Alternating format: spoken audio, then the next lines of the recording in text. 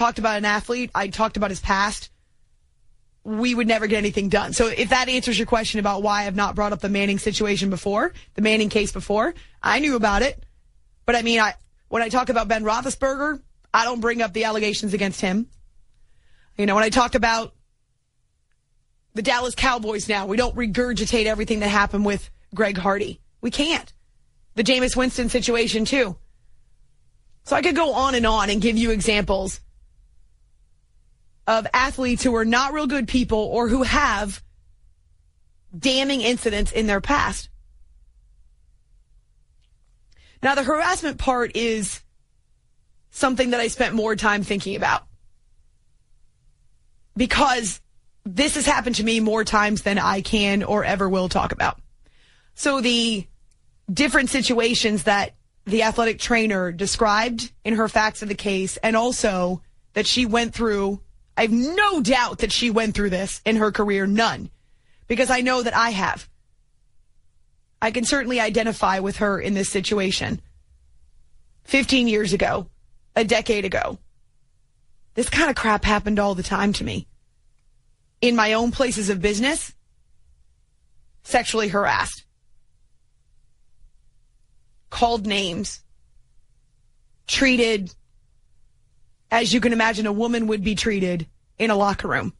So it happened in my own places of business that acted like locker rooms, and it also happened in locker rooms.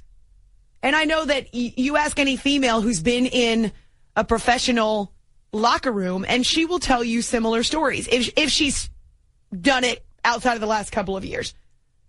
Teams are obviously cracking down a lot more on this, and so are media companies.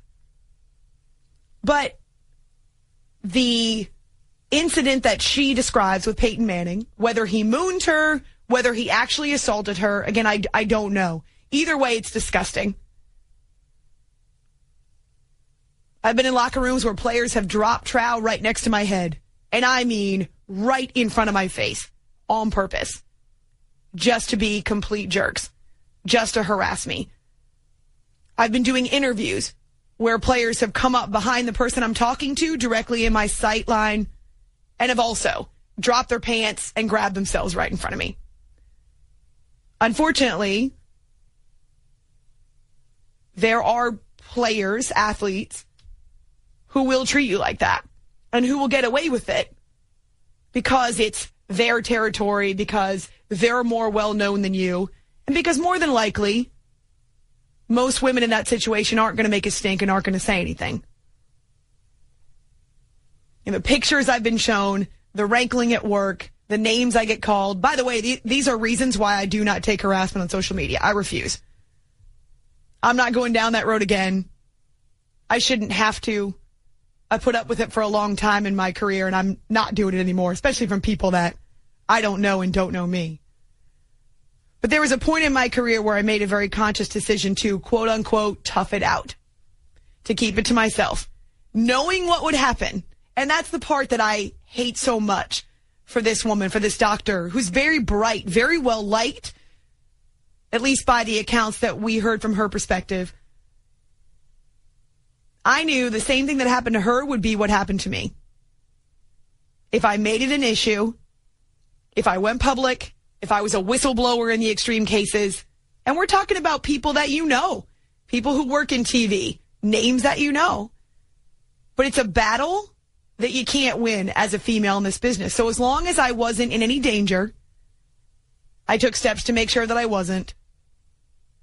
I just accepted the fact that I would get treated like an outsider, that I would get blackballed, that I would get branded as high maintenance if I said anything. So I didn't.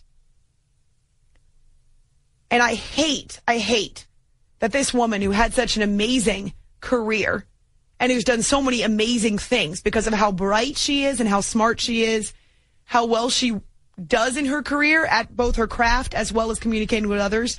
I hate that this is what's become of her career because she spoke out, because she filed lawsuits, because she went after both UT and Manning.